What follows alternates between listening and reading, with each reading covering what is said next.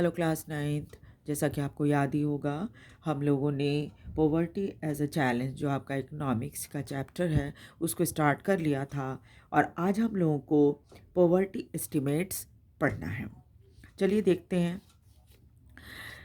It is clear from table 3.1 that there is a substantial decline in poverty ratio in India from about 45% in 1993-94 to 32.2% in 2004-2005. अब जो आपको ये 3.1 data है, ये आप देख सकते हैं। ये जो डाटा आपका दिया हुआ है, इस डाटा को देखकर आपको काफ़ी हद तक अंदाज़ा हो जाएगा कि आने वाले कई सालों में क्या क्या बदलाव आया है। कितने लोग ऐसे हैं जो कि पॉवर्टी यानी गरीबी जो है उससे बाहर निकल आए हैं। तो ये बताते हैं कि जो पॉवर्टी है, पॉवर्टी से जो लोग बाहर निकले हैं, करीब 45% लोग जो है 1993-94 में गरीबी रेखा से ऊपर आ गए थे और जो कि 32% है 2024-25 में। और ये जो है और आगे बढ़ा और 37.2% लोग जो है वो गरीबी रेखा से ऊपर आ गए थे।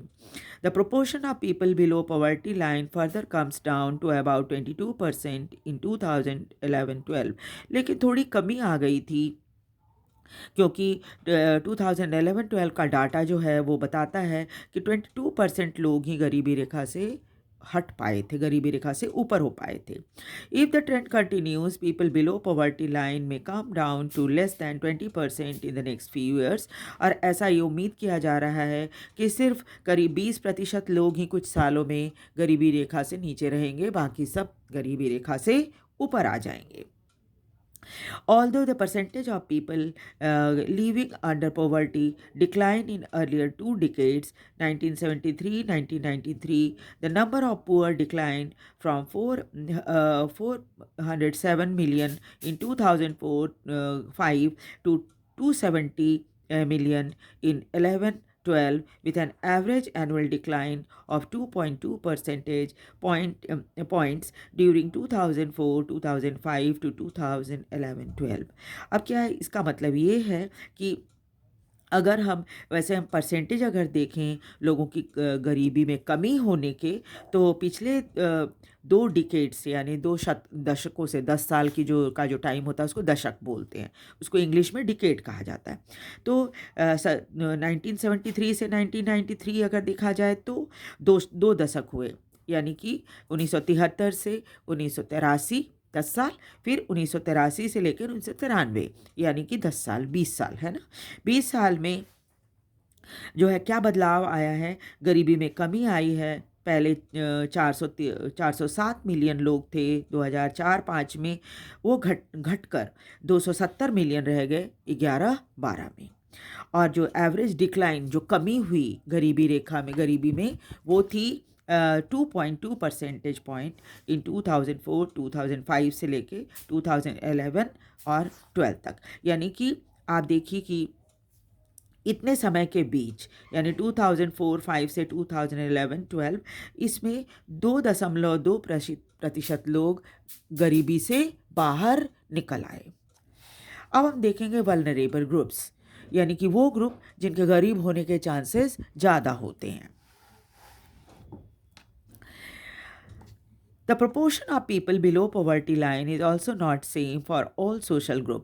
हर सामाजिक जो ग्रुप होती हैं उसमें जो लोगों की संख्या होती है गरीबों की या गरीबी लाइन से नीचे रहने वालों की, वो अलग अलग होती है, एक जैसी नहीं होती।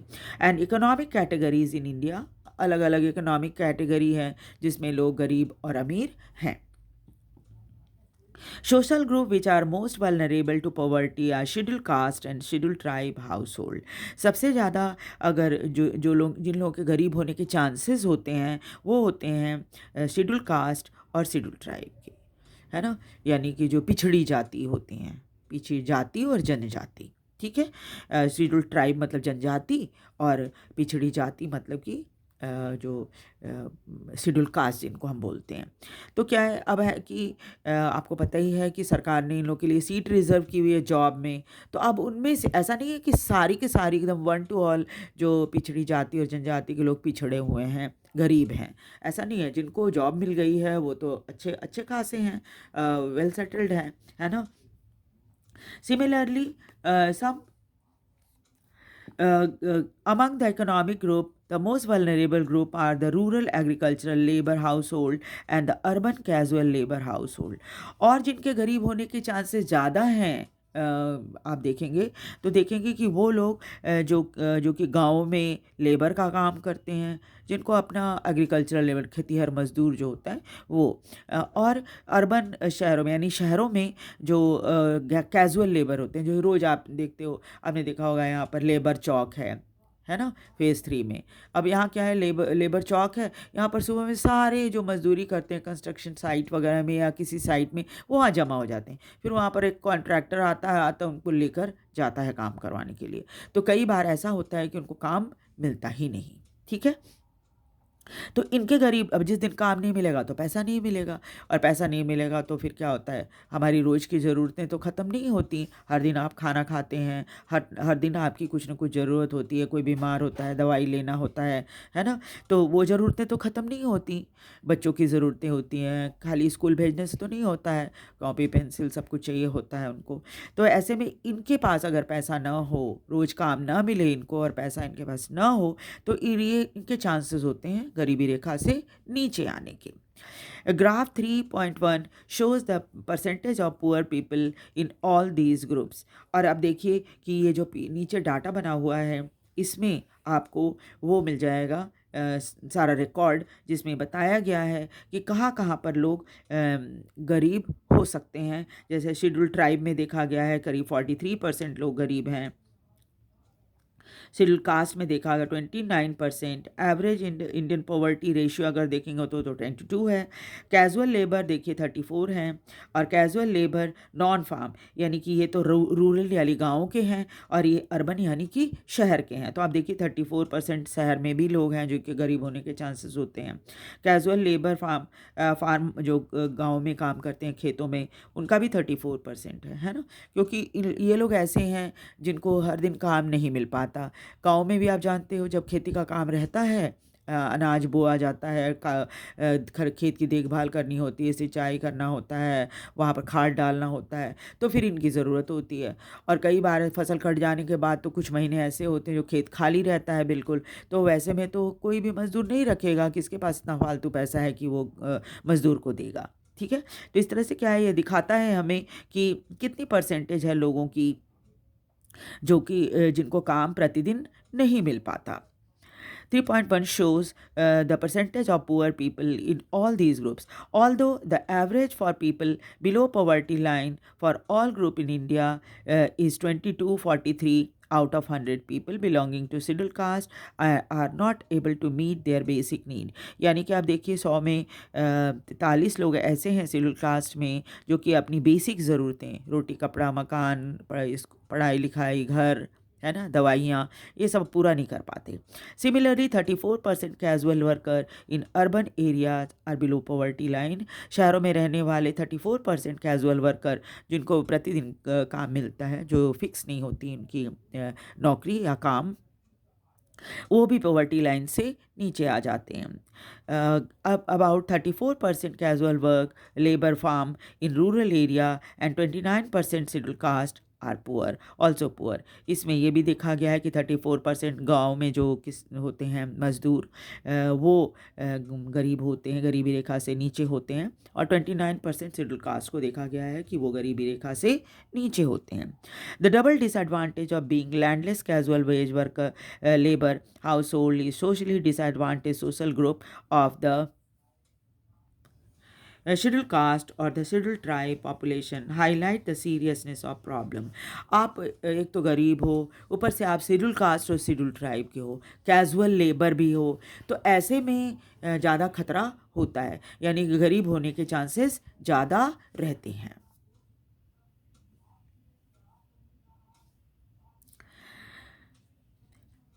Some recent studies have shown that except for the scheduled tribe household, all the other three groups, that is scheduled caste, rural agricultural labor, urban casual labor household, have seen a decline in poverty in 1990s.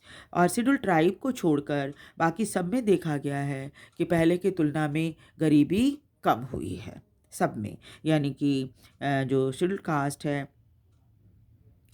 Scheduled caste, recent studies have shown that except for the scheduled tribe को छोड़कर बाकी सभी में ये देखा गया है कि scheduled caste में, रूरल एग्रीकल्चरल लेबर में और अर्बन कैजुअल लेबर में पहले की तुलना में गरीबी कम हुई है।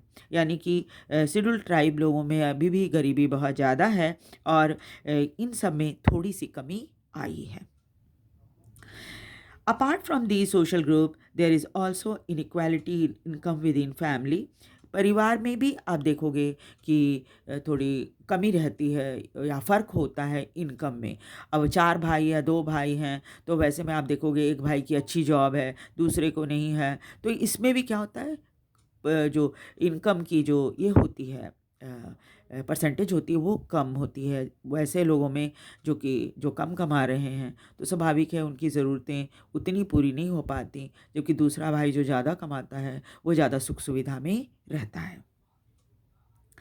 But some suffer more than other. तो ऐसे क्या होता है, in poor families all suffer, इसमें क्या होता है गरीब सभी के सभी सफ़र करते हैं।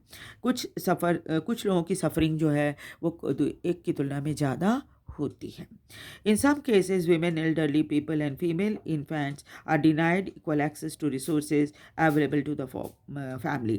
ये भी देखा गया है कि परिवार के अंदर ही कुछ ऐसी केसेस होती हैं जिसमें महिलाएं या बूढ़े बुजुर्ग लोग जो होते हैं या लड़की होती है, उन लोगों को वो सब बराबर अधिकार जो मिलना चाहिए वो नहीं मिल पाता। अक्सर आप देखते होंगे, समाचार में पढ़ते होंगे कि जो बच्चे होते हैं, लड़का होता है वो अपने माँ बाप को घर से बाहर निकाल देता है और वो सड़क पे आ जाते हैं, है ना। तो ये तो उनके साथ बराबर व्यवहार नहीं हुआ, है ना।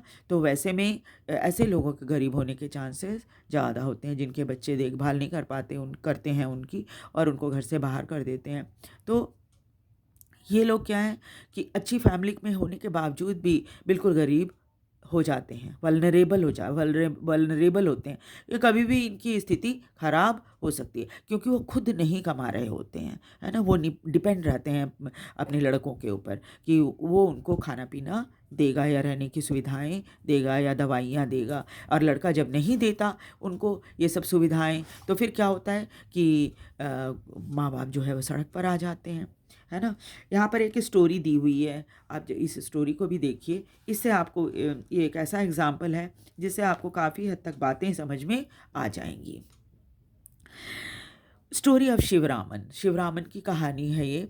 और इसमें क्या है, देखिए क्या क्या बातें बताई गई हैं। Shivaraman lives in a small village near Karur town in the Tamil Nadu. Shivaraman जो है एक छोटे से गांव में रहता है जिसका नाम है कुरूर, जो कि तमिलनाडु में है। Karur is famous for its handloom and powerloom fabrics. और कुरूर जो है काफ़ी फेमस जगह है, वहाँ पर हैंडलूम और पावरलूम से कपड़े बनते हैं। There are 100 families in the village. करीब 100 लोगों का परिवारों का ये गांव है। और शिवरामन एंड अरुण थातियार का मतलब होता है कॉबलर, जो मोची होते हैं वो जो जूते बनाते हैं। By caste now work as an agricultural labour for ₹160 per day. और ये क्या करता है, ये ऐसी कास्ट है जिसको नीचा माना जाता है ना। और ये एक एग्रीकल्चरल लेबर के रूप में काम करता है और इसे हर दिन ₹160 मिलते हैं। But that is only for 5 to 6 month in a year. लेकिन जैसा मैंने आपको पहले भी बताया कि एग्रीकल्चर एक ऐसा फील्ड है, वहाँ पर 12 महीने खेती नहीं होती, कुछ समय खेत खाली होता है, तब किसी भी मज़दूर को काम वहाँ पर खेत में नहीं मिलता। तो 6 महीने ही इसको शिवरामन को काम मिल पाता है। After at another time he does odd job in the town. और जब काम नहीं मिलता गांव में तो ये शहर में जाकर छोटे मोटे जो भी काम इसको मिल जाता है वो करता है। His wife Shashikala too works with him. इसकी पत्नी जो है जिसका नाम शशिकला है वो भी काम करती है, but she can rarely find work these days, as even if she does she is paid 100 per day for the same work that Shivaraman does. वैसे तो शशिकला को बहुत मुश्किल से ही काम मिल पाता है, लेकिन अगर वो ठीक वही काम करती है जो शिवरामन करता है, तब भी उसको सिर्फ 100 रुपये ही मिलते हैं, जबकि हमने शुरू में पढ़ा कि शिवरामन को 160 रुपये मिलता है। There are 8 members in the family. अब देखिए इनका परिवार में 8 सदस्य हैं। Shivaraman 65-year-old widowed mother is ill. शिवरामन की माँ है जिनकी करीब 65 वर्ष की उम्र है और वो विधवा हैं और हमेशा बीमार रहती हैं। And need to be help with her daily chores. और रोज़मर्रा के काम के लिए भी, जैसे बूढ़ी हैं बहुत ज़्यादा, तो स्वाभाविक है उनको वॉशरूम ले जाना, उनको नहलाना धुलाना, उनको खिलाना, ये सब काम भी वो नहीं कर सकती और उनको हेल्प की ज़रूरत पड़ती है। He has 25-year-old unmarried sister. इसके अलावा उसके 25 वर्ष की एक अविवाहित बहन भी है। 4 children aged between 1 to 16 years। 4 बच्चे हैं जिनकी उम्र 1 से लेकर 16 वर्ष के बीच में है। 3 of them आर गर्ल। 4 बच्चों में 3 लड़कियां हैं। द यंगेस्ट इज सन, और सबसे छोटा जो है लड़का है। None of these girl go to school. इनमें से जो उनकी 3 बेटियां हैं, तीनों में से कोई स्कूल नहीं जाती।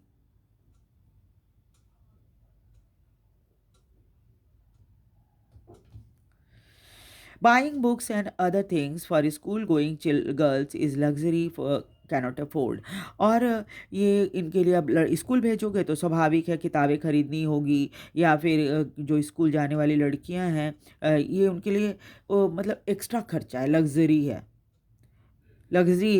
है उनके लिए, एक्स्ट्रा खर्चा है उनका, और जिसको ये अफोर्ड नहीं कर सकते। Also he has to get them married at the same point of time, so he doesn't want to spend on their education now। अब चूंकि बेटियां हैं तो स्वाभाविक है, इनको मालूम है कि कुछ समय बाद इनकी शादी करनी है, तो वो उनको लगता है कि शिक्षा में पैसा खर्चा करना पैसे की बर्बादी है, इसलिए वो उसको शिक्षित नहीं करते। His mother has lost interest in life. इनकी माँ तो अब चूँकि 65 वर्ष की हैं, बीमार रहती हैं, तो अब जीवन के प्रति उनके कोई लगाव नहीं रह गया है।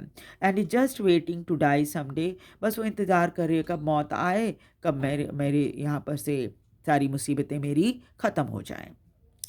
His sister and elder daughter take care of the house hold.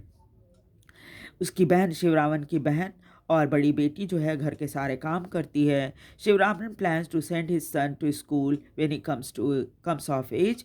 और शिवरामन ये सोचता है कि जब उसका बेटा स्कूल जाने लायक होगा तब वो उसको स्कूल भेजेगा। His unmarried sister does not get along with his wife. और जो उसकी बहन है और उनकी शिवरामन की पत्नी है, इन दोनों के बीच आपस में बनती नहीं। Shashikala finds her burden. Shashikala को लगता है कि जो ननद है मेरी, यानी शिवरामन की बहन जो है, वो बोझ है उनके ऊपर। But Shivaraman can't find suitable groom due to lack of money. वैसे शिवरामन उसके लिए लड़का ढूंढ रहा है, लेकिन चूंकि पैसा नहीं है इस वजह से लड़का नहीं मिल रहा। Although the family has difficulty in arranging 2 meals a day, Shivraman managed to buy milk once in a while, but only for his son। वैसे तो घर में रोज़ के खाने के लिए भी 2 टाइम खाने के लिए भी बहुत मुश्किल से अरेंज हो पाता है, लेकिन शिवरामन जो है किसी तरह से अपने बेटे के लिए दूध का इंतज़ाम कर लेता है, यानी बेटे को दूध मिल जाए पीने के लिए, ये उसके स्वास्थ्य के लिए ज़रूरी है, और वैसे भी बेटा है इस वजह से उसको दूध की व्यवस्था वो कर देता है। ठीक है, इससे भी आप अंदाज़ा लगा सकते हो कि गरीब परिवार में कैसी स्थिति होती है। ठीक है, तो नेक्स्ट क्लास में हम लोग इंटर स्टेट डिस्पैरिटी पढ़ेंगे। आप वीडियो को लाइक और सब्सक्राइब भी ज़रूर कर दीजिए और शेयर भी कीजिए ताकि दूसरे बच्चे भी इसे देख सकें। और एक बार फिर से रिक्वेस्ट है, वीडियो को लाइक और सब्सक्राइब भी ज़रूर कर दीजिए। Thank you very much.